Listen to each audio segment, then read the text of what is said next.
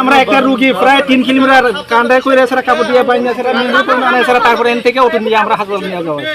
প্রায় সময় আপনাদের এই সমস্যাগুলি হয়। সারা বছর এই অবস্থায় আছে, দীর্ঘ বছর ধরে সারা রাস্তায় মেনটেন কোনো কিছু কামই করে হয়েছে না। টুকটাক কাজ এলেও কোন জায়গায় কি করে এটা তারাই জানে।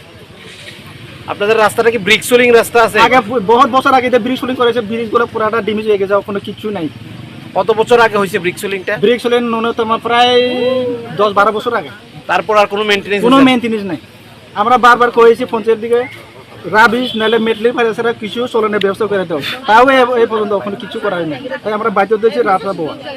পরিবর্তন সময়ে প্রধানমন্ত্রী গ্রাম সড়ক যোজনা প্রকল্পতে আমরা এই বাজেটগুলো যাতে সেটেলমেন্ট করে দেওয়া হোক, এই কোটা দিয়ে আমরা করতে পারবো।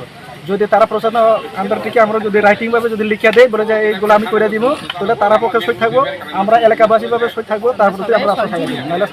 এখনো পর্যন্ত কোনো প্রশাসনিক আধিকারিক আপনার কোনো লোক আছে না, শুধুমাত্র নতুন বাজার পিঁয়াজ আন্ডার থেকে বড় বাবা এসে তার লোক একটু কথা কইছে।